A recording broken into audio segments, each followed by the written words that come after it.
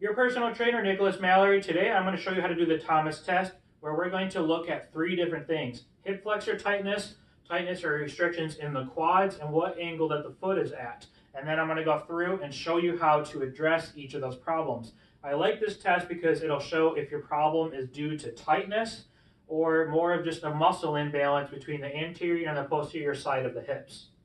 For this test, we're going to sit forward on the table. Coming back, first bring both knees to the chest. You're going to hug the left leg and allow the right one to come down and relax.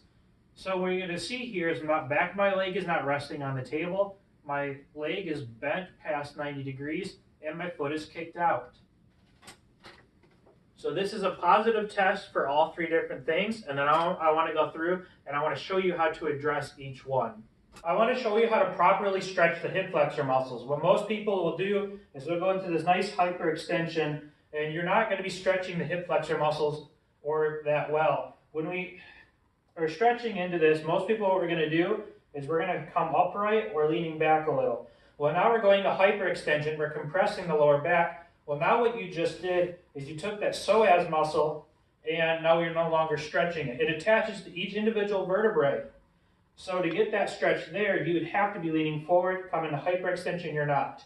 Then if you want to lean forward into your stretch, now you're at the same angle as your leg. You cannot get proper glute contraction. You cannot tuck the pelvis properly.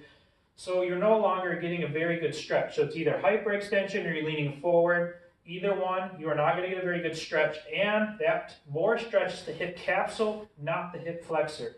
For this hip flexor stretch, what we're going to want is be at 90 degrees for both legs. This glute on the right side is going to be completely relaxed.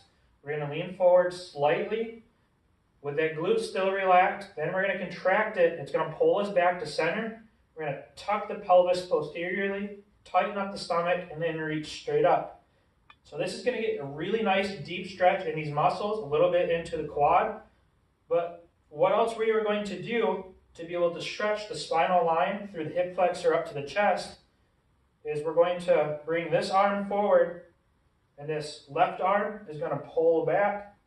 And when I do that, I'm going to get a slight rotation. I'm going to feel a huge stretch all the way down through the spinal line.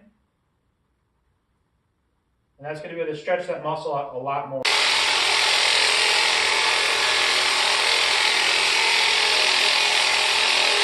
So now after I've done some stretching, I've used the Theragun on the hip flexor. I want to go ahead and try the test again.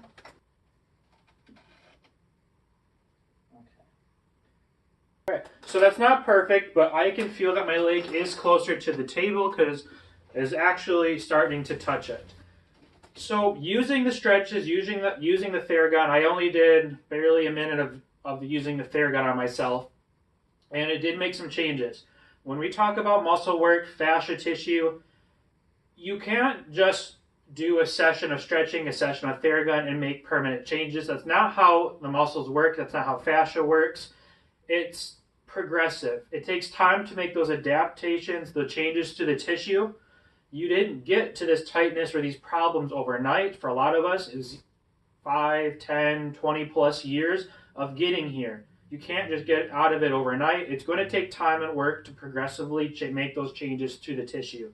Now we're going to address the tightness in the quad muscles. The two that I want to focus on is the rector femoris and the sartorius muscle. We are going to be using a foam roller, and then we're going to go through with the Theragun, and then we'll go back and see what kind of changes that may have made. The first thing that we're going to do is work on the rector femoris. When I'm foam rolling, what I try to do is I stop a few inches before the knee, because the muscle was only going to run down here. It's a little different for everyone, but it's going to stop a few inches above the knee, and you could really come up as high into the hip as you would like or what's comfortable. Now, when I'm foam rolling, you want to go slow. You don't want to foam roll fast. It's going to more inhibit or kind of throw things in reverse from being able to address the problems. You need the muscle to be able to relax as much as possible to make these changes. So you're going to roll slow. What you're going to find for most is there's going to be a lot of knots in the quad muscles. You're going to get on one of those knots. It's going to be that pinpoint of pain or trigger point, and you're going to stop and relax. I generally will try to do 30 seconds to a minute of being on that spot. You're going to might start to feel it spasm a little. You're going to want it to sit there, let it relax, and then once you've done that, you'll kind of slowly go back and forth, and then you'll slowly keep rolling. And generally when we're doing that, you are going to feel better after one session, but it's going to take a lot of them to really start making those changes more permanently. I'm going to start with the roller more in the middle. My left leg is brought up, and I'm going to use my forearms. My left leg's brought up, my right leg is out, it's relaxed, and then you'll slowly roll up and down, not going too far close to the knee. And another way to do this foam rolling exercise is then bring your leg up. This is going to allow that quad muscle to be more stretched and relaxed.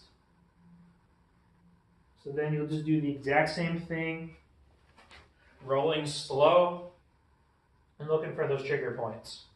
For this next foam rolling session, what we're going to do is place the roller on a 20-30 degree angle facing in. When we do this, I like to more start in the middle of the leg.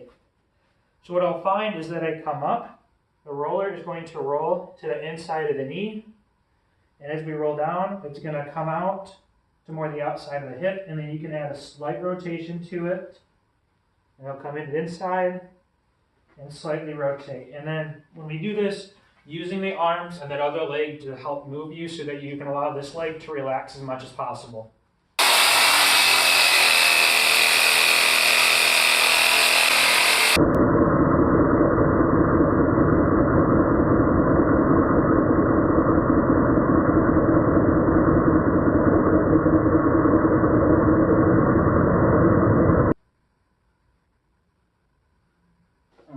So doing that, it is better than the first time because the first time was pretty awful. I only did a couple minutes of the Theragun. I did just a little bit of foam rolling, and I am seeing some changes. We just have to remember that these changes that I'm doing right now are not permanent. Without addressing why it got there in the first place, it will go back to just where it was. That's why addressing how you got there in the first place, while progressively keeping up with these methods that I'm showing you, will make the changes in the long run. But for now, let's just go through and address that foot being pointed outwards. This exercise that we're going to use to address the external rotation is something called anchoring from foundation training. I'm going to start with a hip width stance. You can kind of play around with any width stance you want. I'm going to pick the foot up from onto the heel, rotate them in. This way we want the outsides of the feet being parallel, or you can turn them in just a little more. Your weight will go into the heels. You're going to spread the toes just a little bit. The ball of the big toe, pinky toe, is going to press into the ground. The weight's in the heels. You're going to feel the arches of the feet engaging. The knees, hips unlock.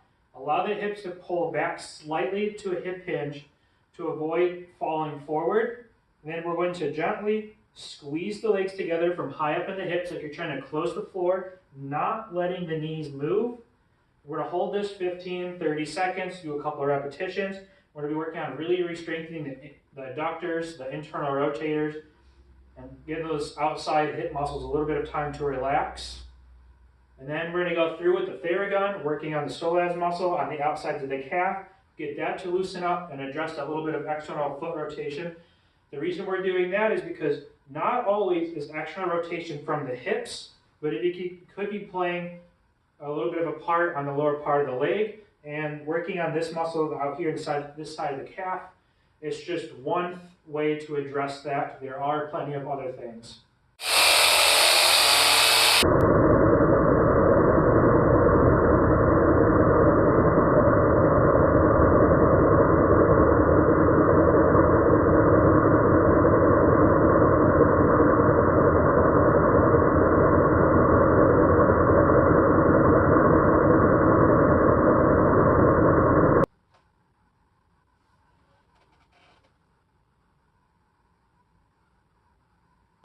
So from the first test, that does seem to be a little bit better.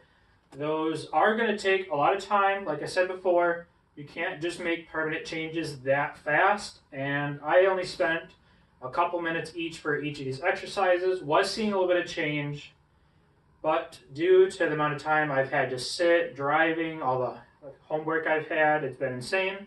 So I've been feeling pretty bad because of how rigid everything has been becoming, lack of stretching during my workouts.